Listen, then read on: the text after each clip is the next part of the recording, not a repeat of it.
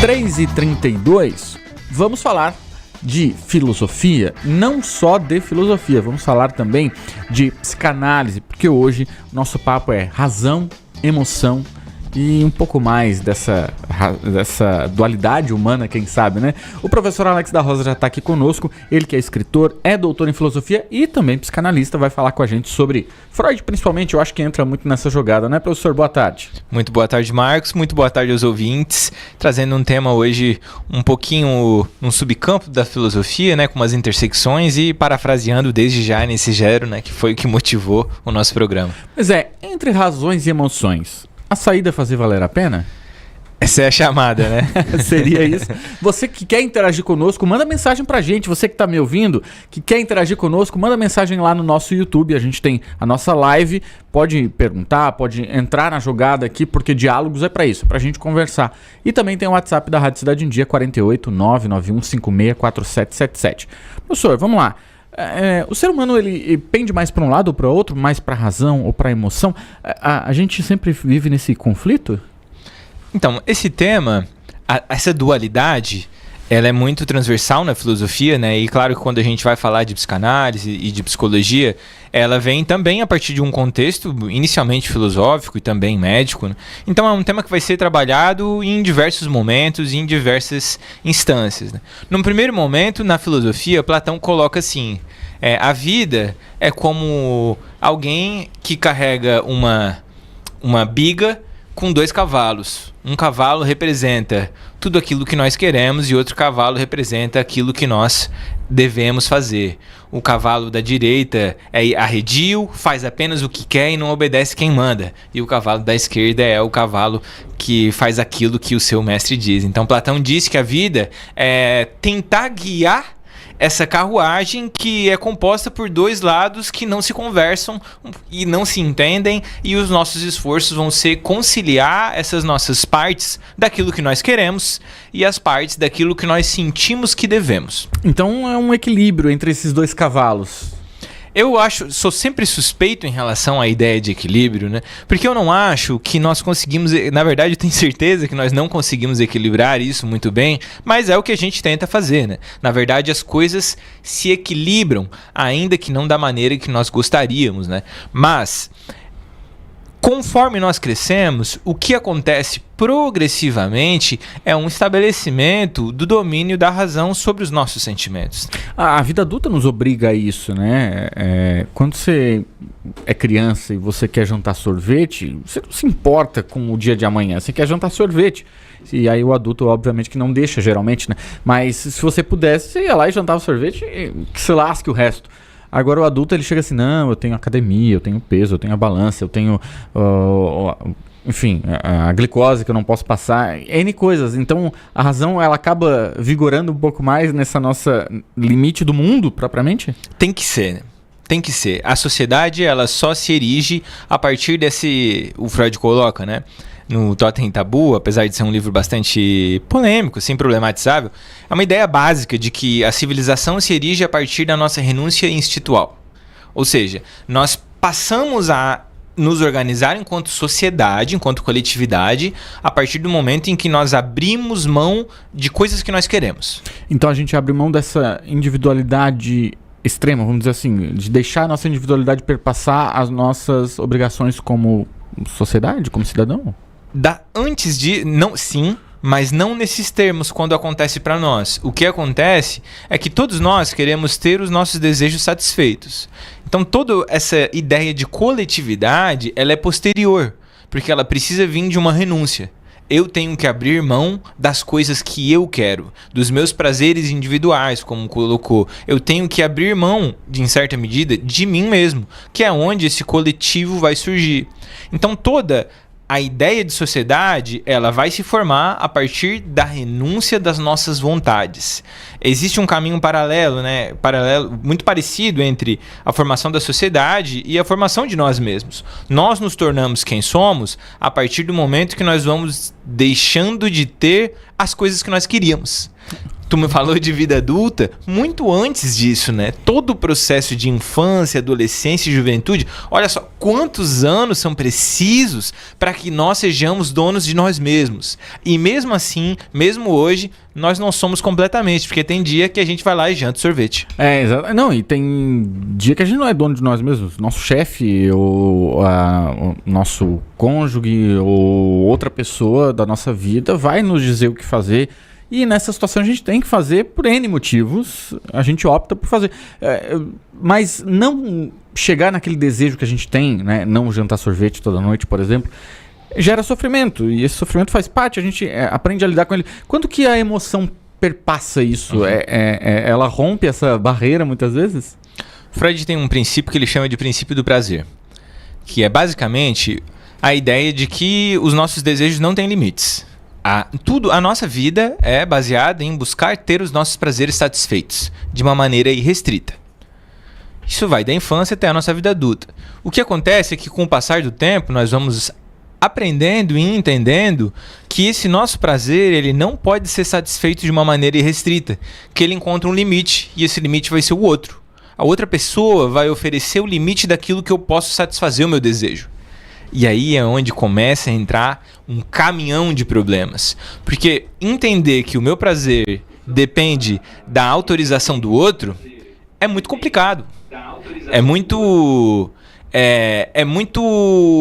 difícil aceitar que nós não conseguimos satisfazer aquilo que nós queremos de maneira irrestrita. Aí a gente vai desenvolvendo uma coisa que ele chama de supereu ou de censura moral, se a gente quiser colocar nesses termos, que vai ser uma certa ideia de dever. E nós vamos ter 3 instâncias: aquilo que nós queremos, aquilo que nós sentimos que devemos e o que a gente chama de consciência, que é essa instância mediadora das duas coisas. Essa instância consciente, ela vai estar mediando aquilo que eu desejo, aquilo que eu sinto que eu devo e, no fim, o que eu vou fazer. Perfeito. E a gente tem, nesse meio termo, aí, em todo esse meio, a gente tem muitas vezes desejos em coisas que não necessariamente nos fazem bem como ser humano também, né? Tipo, vícios. Isso também interfere, a nossa razão tem que entrar mais na jogada ainda. Então, eu gosto de colocar um exemplo muito clássico, muito didático para o ouvinte, né?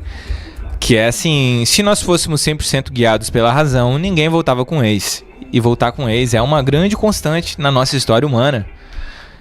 Mostra que nós não somos seres completamente racionais, né? Ou que muitas das vezes nós não conseguimos controlar os nossos desejos a partir da razão. A gente não consegue sufocar eles. Nós não conseguimos ter esse autocontrole, né? Mas nós vamos desenvolvendo recursos. Porque qual que é outra lição fundamental psicanalítica?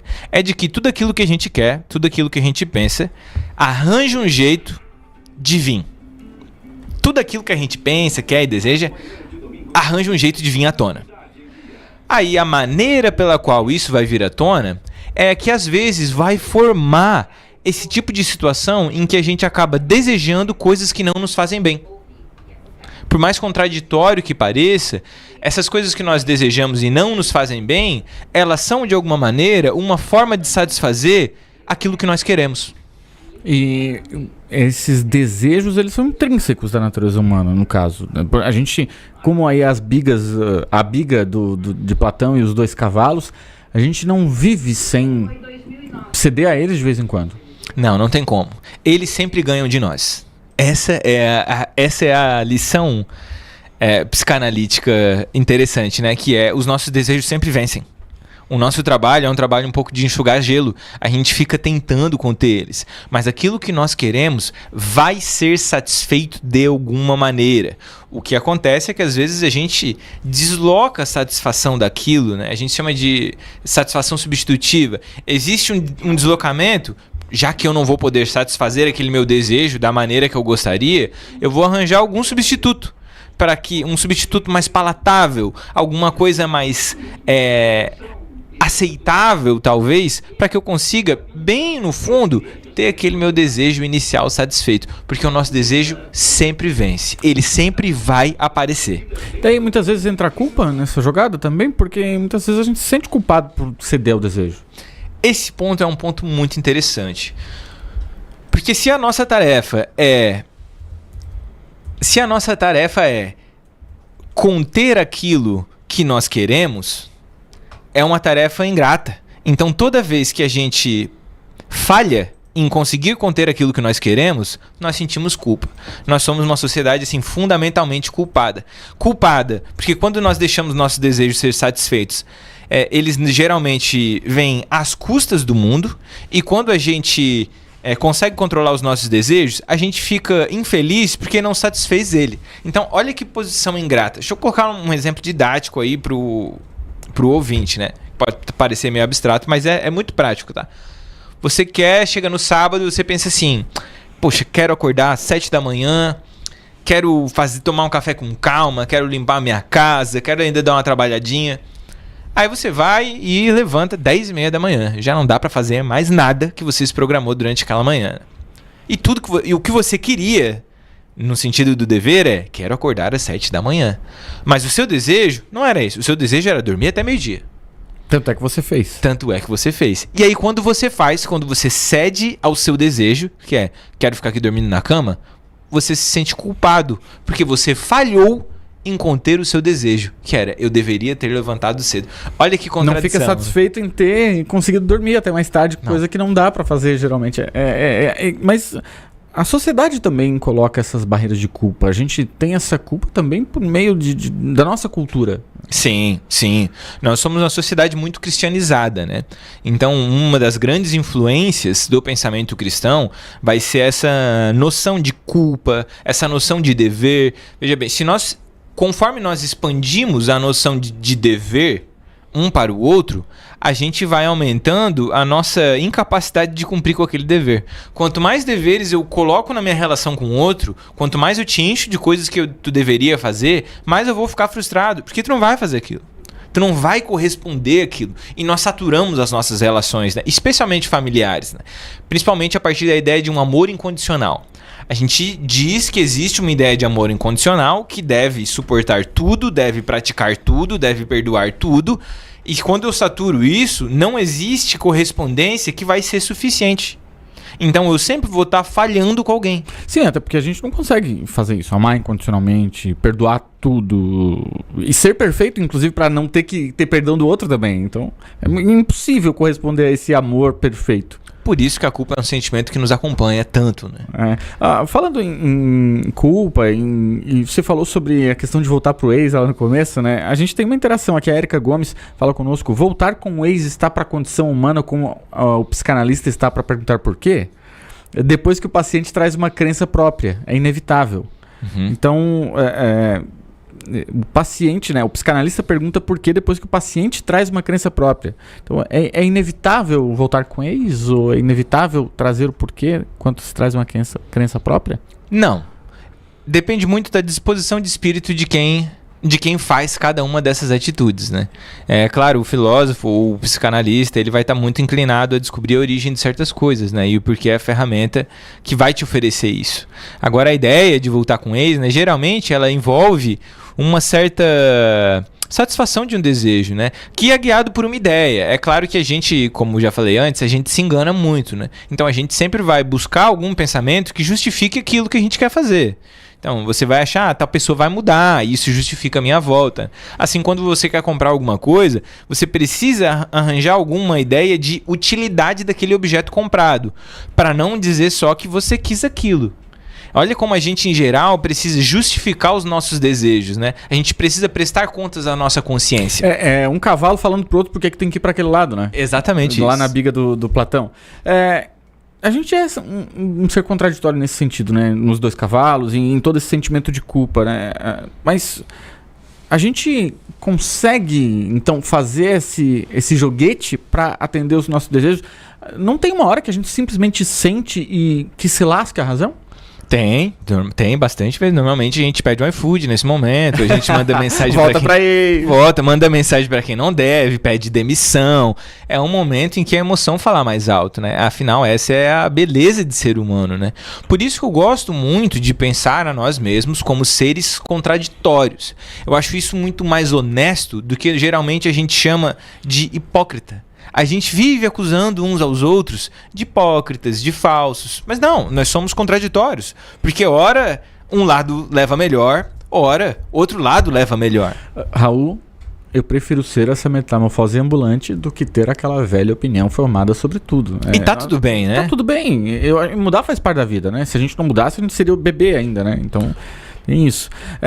A Érica Gomes fala que fique claro, não voltem com seus exes ouvintes. Então, o recado dela, né? Mas eu digo, se você tiver muita vontade, quem sabe aí não é bom também, né? Então, mas olha esse gancho. Qual que é o valor da minha vontade? Se nem tudo aquilo que eu quero me faz bem. Mas e se eu não satisfazer as minhas vontades? Essa Eu vivo pleno?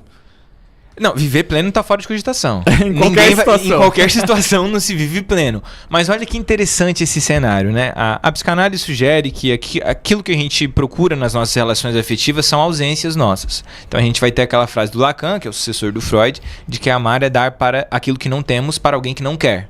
Baita frase avassaladora, né? Então, de para-choque de caminhão, hein? O amor envolve uma certa ausência, né? O amor envolve essa certa ausência. Então nós sempre vamos estar buscando preencher essa ausência infinita. É sem fundo. É sem fundo. E é sem fundo de uma maneira que eu buscar preencher aquilo só vai me causar dor. Ao invés de assumirmos aquela lacuna e buscar resolvê-la por nós mesmos, nós buscamos alguém para preencher aquilo ou alguma coisa. É nesse espaço onde entram os vícios, por exemplo. Os vícios, eles vão ser geralmente uma ferramenta de suporte emocional para algum tipo de ausência afetiva. Então, se eu vou me guiar então pela ideia de eu vou fazer aquilo que eu quero, vou satisfazer os meus desejos. O meu desejo, bruto, seco mesmo, geralmente ele não vai me fazer bem. É autodestrutivo. Ele é autodestrutivo. Com muita frequência ele é autodestrutivo. Então é um pouco contraintuitivo, né? A gente ter que ir contra os nossos desejos para viver uma vida realizada. Porque a satisfação dos nossos desejos, ela pode nos trazer prazer, mas ela não traz realização. Distinção clara. Você quer lá, vai na academia, quer deixar o shape. Você olha no espelho, tá lá com shape, tá realizado vendo aquele shape lá. Fazer academia é uma merda, fazer dieta é horrível. Não é feliz ser realizado. Não é feliz ser realizado. Mas vem a felicidade da realização. Vem uma então, felicidade depois da dessa dor toda e desse sofrimento, né? Aliás, para fazer um samba, com certeza é preciso um bocado de tristeza, né? Você passa pela tristeza, mas depois você faz algo que traz realização. Então, buscar de novo o equilíbrio que eu vou trazer, que tu não gosta, mas de novo, esse equilíbrio, tentar avaliar como melhor guiar essa biga? Sim, acho que aceitar que são partes que compõem, né? Você não vai ter uma vida plena, de nenhuma maneira. Você vai ter sempre uma ausência, sempre uma insatisfação, sempre uma irrealização que vai compor esse algo maior, que vai ser essa felicidade, essa autoconsciência. Mas essa a tua frase do samba. Não tem como nós vivermos uma vida escape de dor ou escape de infelicidades, né? Elas sempre vão nos acompanhar. A grande dificuldade é nós conseguirmos nos fortalecermos emocionalmente e mentalmente também. O que fazer com essa tristeza? A ponto de nos guiarmos, né? E não deixar com que esses sentimentos condicionem as nossas ações. Porque se eu só satisfazer os meus desejos, eu fico em casa dormindo, eu não trabalho, eu peço iFood todo dia, eu me endivido, entende? Pô, isso a satisfação dos nossos prazeres é inconsequente, né? Já a realização que vem do processo intelectual, não, ela é perene, ela dura com o tempo. Perfeito. A gente não está aqui para ficar dando conselho, claro, mas eu acho que a gente pode deixar, quem sabe, um pensamento entre razões e emoções. Qual é a saída, né? Diz o NX0 que é fazer valer a pena. A saída seria entender essa volatilidade humana, entender que somos seres, nesse sentido, contraditórios? A primeira dica que eu daria ao ouvinte seria aceitar aquilo que sente. Um dos grandes problemas que nós temos, e é para isso que se faz terapia, né? Você vai na terapia para dizer aquilo que você sente e geralmente sempre soube que sentiu. Mas você não tem coragem, em primeiro lugar, de admitir aquele pensamento para você. Externalizar também. Muito difícil. Mas a primeira parte mais difícil é admitir para ele. Geralmente na conversa terapêutica, o que acontece é que você fala sem perceber que disse, né? E aí tem um processo de realização. Mas aceitar alguns sentimentos é muito complicado. Principalmente quando essa reflexão vem tardiamente. Porque quando você tem uma tomada de consciência tardia, você percebe alguma coisa que te aconteceu, toda a tua história vai ser lida agora de trás para frente. E tu vai precisar... Porque você pega essa lupa que você acabou de achar no chão, acabou de descobrir no seu bolso, e você começa a olhar toda a sua vida por ela. Isso mesmo. E isso é doloroso. Tem que querer. Tem que querer. Tem que estar disposto. E tem que aceitar esses sentimentos, assim. A partir desses sentimentos, aí é que você vê o que você faz. Alguns preferem não compartilhar, alguns preferem resolver sozinhos, outros preferem responsabilizar alguém. Cada um aí vai escolher o que faz com aquilo que sentiu. Mas quando nós não pensamos sobre aquilo que nós sentimos, nós só somos escravos das consequências dessas emoções. Então, para ser dono de si, em primeiro lugar, admita aquilo que você sentiu para você mesmo, né? Sejam as dores, as felicidades, a inveja, o sentimento mais mesquinho, mais vil que você possa ter, admita esse pensamento para você mesmo. Não quer dizer ceder a ele, mas admitir que ele tá ali. Sim, porque ele tá ali. E geralmente são sentimentos problemáticos, sentimentos que nós não teríamos coragem de dizer, eu não gosto de uma pessoa muito importante para mim, isso foi muito ruim para mim. Agora, quando você admite esse sentimento, você passa a ser mais responsável sobre o que você faz com ele. Porque quando você finge que ele não tá lá, ele fica ordenando as tuas ações e tu nem percebe. Perfeito. E responsável não só para consigo, mas para com o outro também, né? Sim. Porque as pessoas que estão do nosso lado também vão poder se beneficiar desse autoconhecimento que, quem sabe, a gente consegue. A tua biga vai para que cavalo? Cada ano que passa eu tô mais platônico. Então, apesar de eu ter um dos textos meus que eu mais gosto, que se chama Não Pensamos, Apenas Sentimos, né? Na verdade, todo o meu trabalho intelectual, mais acadêmico, ele é voltado para a ideia de reconhecer como os nossos sentimentos, eles afetam a nossa própria capacidade de perceber os objetos de maneira lógica. Essa é a minha tese intelectual. E daí eu fiquei pensando muito o que fazer a respeito disso, assim, mas basicamente, hoje em dia, o meu conselho é: entregue-se à razão. Entregue-se à razão. Esse seria o meu conselho. Aceite aquilo que você sente, é claro, mas entregue-se à razão. A gente sempre sabe o que é certo a ser feito. A gente sempre sabe. Às vezes a gente não aceita, às vezes a gente mente para nós mesmos. Mas a razão, ela é ditatorial, ela é inescrupulosa, ela não deixa margens para nada. A minha dica seria: entregue-se à razão e guie-se por aquilo, né? Eu gosto muito daquela frase do Kant, né? Nós só somos livres quando fazemos aquilo que não queremos. Senão nós somos só escravos dos nossos sentimentos, né? E para uma boa vida, para uma vida feliz, para uma vida mais duradoura, normalmente os frutos são mais colhidos quando eles são construídos por meio da razão e não por meio dos sentimentos. O sentimento nos trai muito mais. De minha parte, já que eu tô também parte dessa conversa, eu acho que os sentimentos nos trazem realizações puras. A razão, claro que ela deve guiar ações práticas da nossa vida, importantes. Mas o sentimento, ele traz um mel que a razão não tem. É verdade. 3h55, obrigado, professor. Obrigado, Marcos. Agora, 3h55, Alex da Rosa, escritor, professor, psicanalista, doutor em filosofia, falando conosco aqui sobre razões e emoções à la NX0 e a tantos outros pensadores. A gente botou Platão, botou Kant, botou Freud na roda e todo mundo tem culpa nessa história, não só nós.